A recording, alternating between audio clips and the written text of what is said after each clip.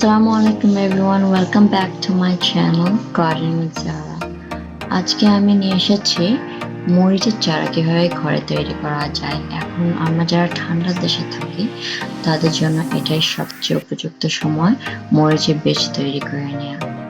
আমি শুরুতেই বলে নিতে চাই, আপনারা যদি কেউ আমার চ্যানেল সাবস্ক্রাইব না করে থাকেন please subscribe, like and share দিবেন। আমি নতুন নতুন ভিডিও নিয়ে আসবো।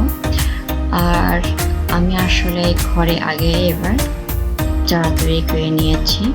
আমি সাকসেশন প্ল্যান্টিংয়ে বিশ্বাস রাখি, সো আমি জানুয়ারি 10th একবার দিয়েছি, আবার জানুয়ারি 15th। আমি এই ভিডিওটি মেনলি ফোকাস করে বিজ্ঞানার্সদের জন্য করছি।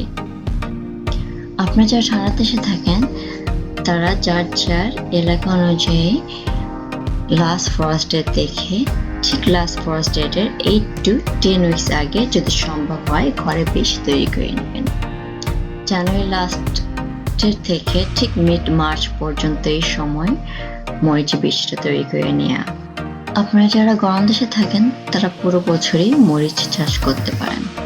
মরিচের চারা বিভিন্নভাবে ঘরে তৈরি করা যায়।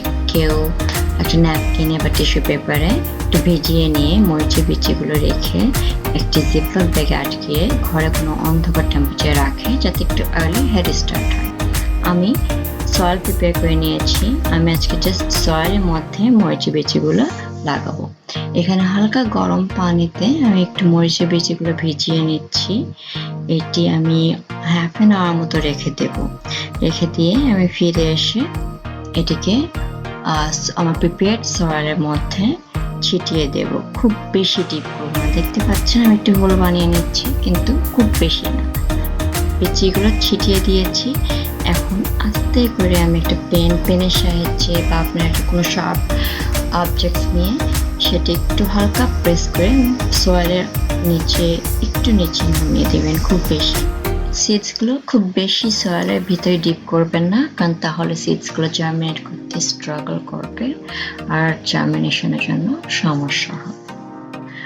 মরিচে আছে প্রচুর vitamin A, C, potassium, folic acid and fibre.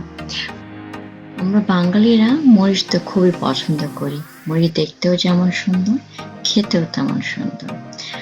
আমি সিডসের উপরে হালকা একটু মিস্ট স্প্রে করে নিয়েছি প্লাস্টিক ব্যাগে, তারপরে ঢুকিয়ে নিয়ে এয়ার টাইট করে দিয়েছি ক্লিয়ার কালার প্লাস্টিক। এটা ময়েশ্চার কন্ট্রোল করতে সাহায্য করবে। এটি আমি এখন একটি ডার্ক এরিয়া, ঘরের কোথাও যেখানে ডার্ক এবং গরম তাপমাত্রা আছে সেখানে আমি রেখে দেব। রেখে দেওয়ার পরে ঠিক 1 সপ্তাহ পরে আমি আবার ফিরে আসব এটি আপডেট দিতে। ততক্ষণের জন্য আপনি অপেক্ষা করুন। আশা করি আপনাদের এই ভিডিওটা সাহায্য করবে এবং ভালো লাগবে। আজকের জন্য এখানেই শেষ। খোদা হাফেজ।